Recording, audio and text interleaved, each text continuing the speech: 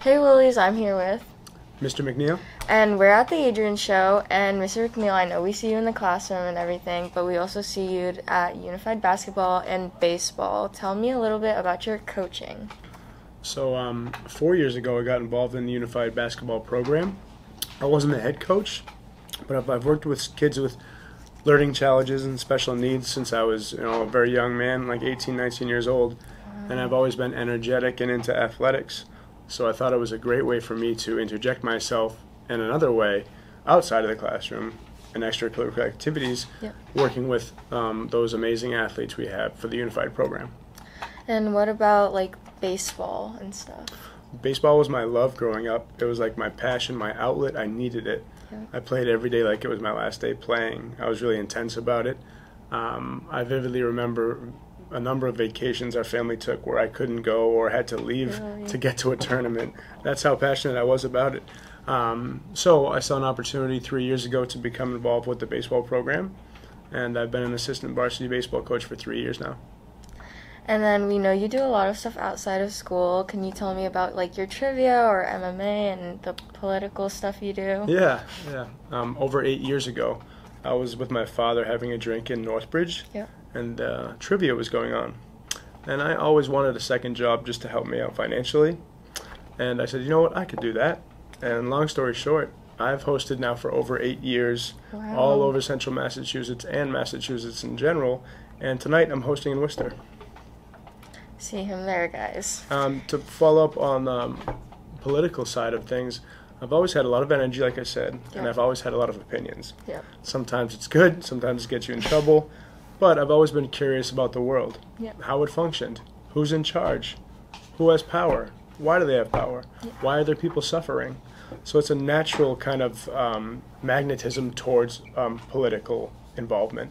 And last year I had the opportunity to become involved in the Robert F. Kennedy Jr. campaign for president. He's an independent running for president, and I'm very much active with that, and it's going to be an exciting and interesting summer as the election is 5 months from today.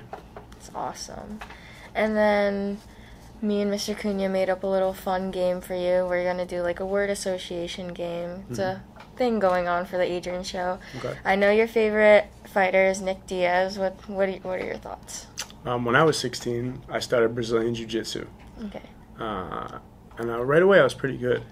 And at that time, when I was 16, which was what now, 18 years ago, Nick Diaz was one of the up-and-coming fighters in the world. Yeah. He was great at Brazilian Jiu-Jitsu, which is a martial art which involves, submission holds and like choke holds, arm locks, leg locks.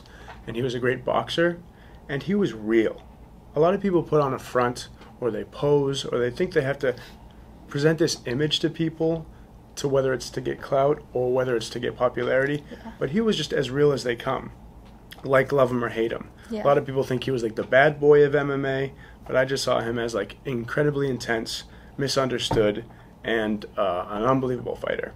And actually, he's had ups and downs throughout his career, but he's actually fighting this August. Really? Which me and my friends from my childhood are you just gonna go see it? extremely. I'm not going to see it in person, but I'm certainly going to really circle that date in the calendar and look forward to him. He's Okay. 40 years old now, but he's getting in really good shape. I follow him on Instagram, and I can't wait to see him compete again. That's awesome. Yeah. And then going back to like college baseball and stuff, what are your like first memories or your favorite one? I have an interesting journey and story about college baseball because after high school, I went to Sutton, Yeah. and baseball was my best sport, like by far.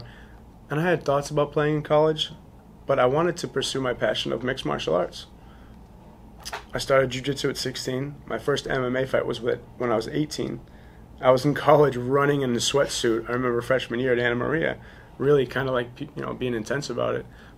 But then I got away from fighting, and then my junior year of college, I had a roommate who had played baseball, and I always told him, Tim, I could play at this level, and he always kind of like goaded me into doing it. So one day, the third day of tryouts, I wore sweatpants, and I kind of was just like an impromptu thing. I ran on the field, and I said, hey, coach, I think I can play on this team.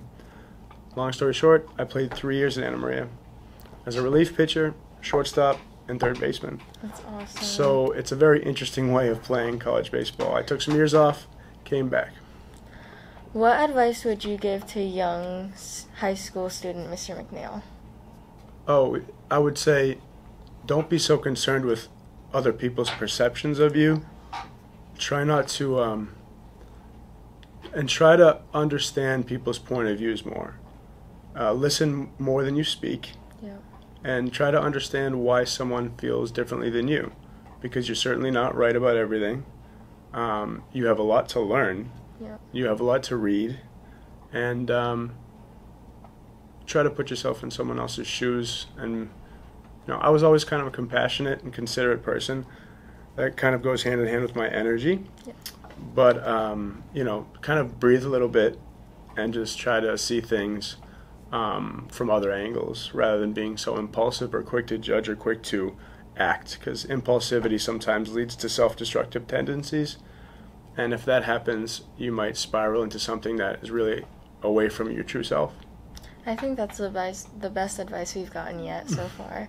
And then do you have any advice for students in MHS? Well, today's a little different from when I graduated. Tomorrow is 18 years since I graduated high school. Really? I didn't have a cell phone until I was 17 and a half. And I don't know any 7th grade student who's either not on Snapchat or is not on social media today. So it kind of gets away from, this is just a hot take, but social media, it's really good for a lot of things, but it has its downsides. Yeah, and definitely. Negative impacts on society. Well, my big problem is it gets away from solidarity amongst people. People coming together and recognizing things like as a group of people, like a common good. Yeah. How about this? If I'm at a concert, if you go to a concert nowadays or any big event, you'll see a lot of people with their phones out waiting to capture a moment, so in the future they may be looking to get likes. Mm-hmm.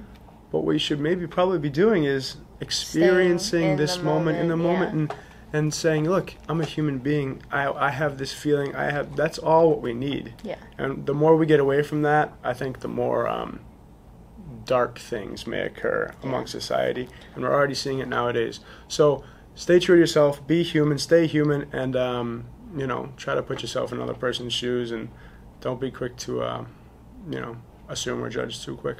That's awesome.